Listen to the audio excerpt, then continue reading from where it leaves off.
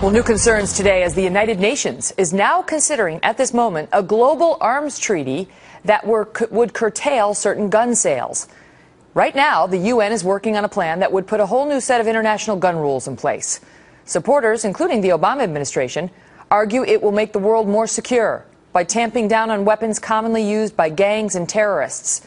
But critics fear it would infringe on the Second Amendment right to bear arms right here in the United States.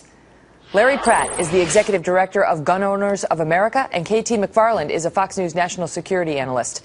Larry, let me start with you on this, because the human rights groups have convinced the Obama administration to sort of reverse what had been U.S. policy when it comes to this proposed treaty, and to go into the United Nations and support it, because they argue that human rights violations nationwide or worldwide are the result in part of some very bad guys getting their hands on some guns, and we need to have more regulation of international gun sales. How does that affect the Second Amendment right here at home?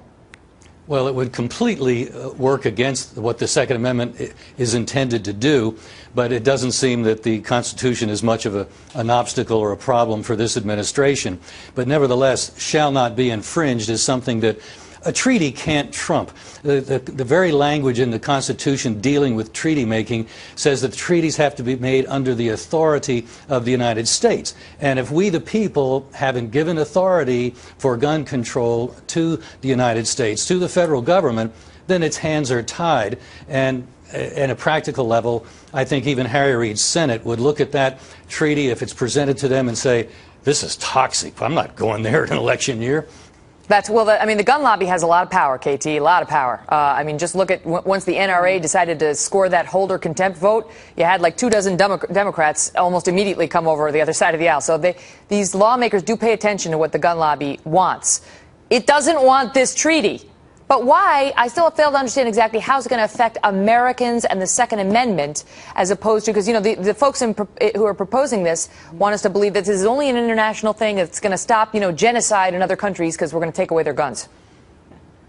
Look, everybody wants to stop genocide in other countries. That's not the point. Look at how capable has the United Nations been so far at stopping Iran's nuclear weapons program. Iran has agreed to an international treaty, but we can't stop Iran. Iran's cheating. It's building a nuclear weapons program, and we have no ability to enforce it. We can't even go and inspect what they're doing. So the idea that the United States would cede its national sovereignty to an international organization that's going to somehow verify and prevent every country in the world from running guns to other countries, it's just not going to happen. Why? Because the United States will abide by it the same way we abide by the international arms control agreements on the development of nuclear weapons. Who's not going to agree to it is countries like Iran. Is Iran going to really stop gun running to Hamas, to Syria? No. And so you'll be left with a world that's not safer. In fact, it will have the absolute opposite effect of what the intention is. It will make the world a much less safe place. Larry, what do you think is really going on here then, since we've had a reversal in terms of,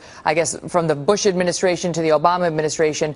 Why? Is this a political issue, or why would the Obama administration be supporting this? It reflects the incredibly strong ideological commitment to control in general, and in guns in particular, of this administration. What they're seeking is not going to be ratified by a Senate, but what I suspect they will try to do, because we've seen it in other areas of federal governing, is declare that whatever it might be, registration, prohibition of certain calibers of firearms, they'll just try to put that into effect administratively, even though they have no authority. That hasn't stopped them anywhere else where they've wanted to go.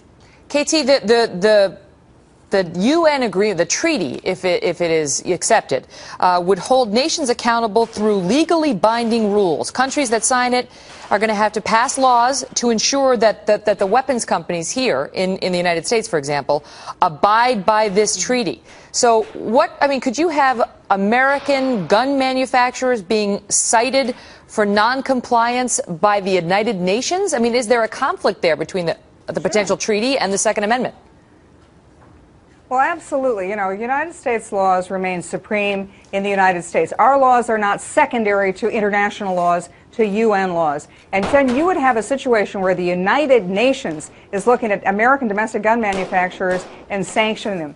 you know, again, go back and look at how successful the United Nations has been in any time they've done this sort of thing. The other thing I would say is look at how incompetent the United States has been controlling weapons. I mean, look at Fast and Furious. We couldn't even keep track of those guns. We somehow expect the United Nations is going to keep track of hundreds of thousands, millions of firearms, and assume that there's there's no enforcement mechanism, point. even if it were a good idea. Larry Pratt, KT McFarland, thank you both.